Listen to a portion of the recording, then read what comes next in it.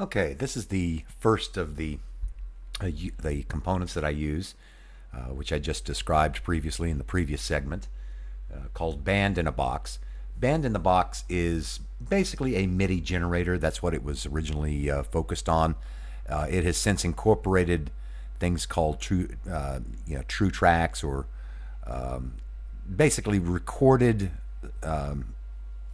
instruments out of a studio, and they have a technology that allows it to stretch. So, in some ways, you can take actual recorded audio and assign them into tracks to be played rather than just MIDI. So, it's come a long way since its first versions. I was not. I only got involved with it subsequent to them adding those true type tracks, real tracks, I think is what they call them. Now, what we're looking at right here is a song that I've been working on called Leave a Light Along the Way. And I guess the first thing to notice is the overall look of this is quite daunting. You can see it's a very, very busy screen. The Band in the Box is not known for its nice user interface. Let's put it that way. It kind of looks like it was designed back in about 1983. And it probably was. By a bunch of kindergartners, possibly. I'm not sure. But it's very colorful. We'll give it that. But they have all sorts of different icons, and there's lots of complexity to it because it's kind of a. They want to be everything to everybody. Educational tool, MIDI generator. They just want to be everything for everybody. And so, because of that, it has a lot of complexity, a lot of which you don't end up using, quite frankly. Now, the way that you begin these sorts of things and give you an overview, this is just the score of what I've been putting together. And up here, you'll see that these are all measures. So this is the starting at the first measure, and it's divided in half. So this is the first half of the measure, second half of the measure. So if this were a 4-count measure, 4/4 time, you'd have G on the first count, C on the second count, and then another G on the third count.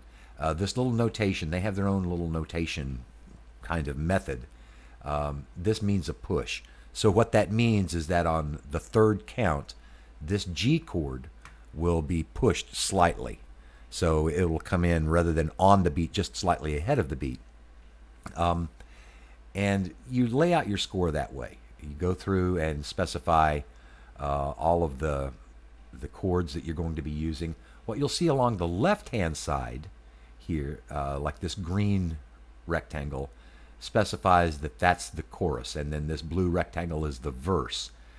Depending on the style that you have, it may have more than one style of verse and chorus. Now let's talk about styles. They have a style selection. So here's all of your style selections.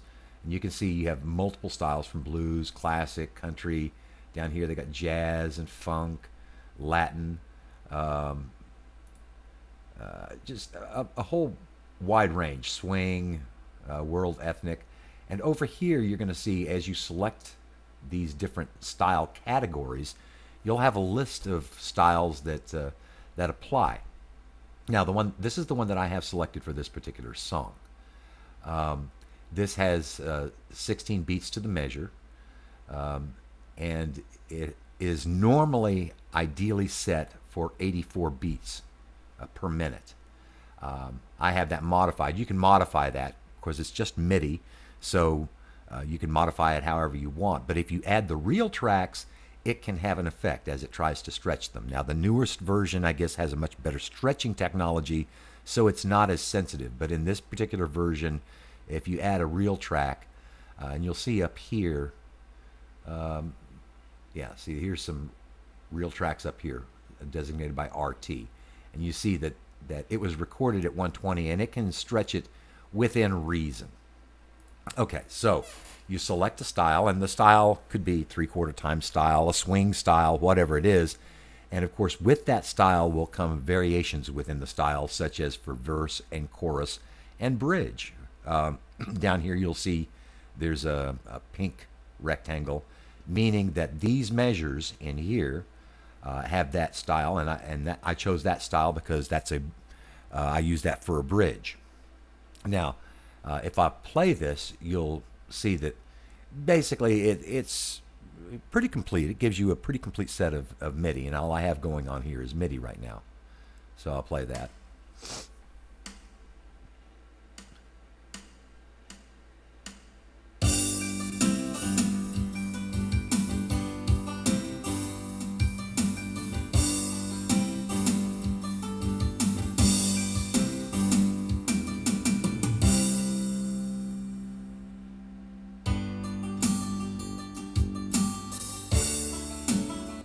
Okay, that gives you a basic idea of how it works. Now, the and you could catch that there was a slight transition as I went into this 5A measure from this. This was more or less the chorus type style, a chorus variation of that style.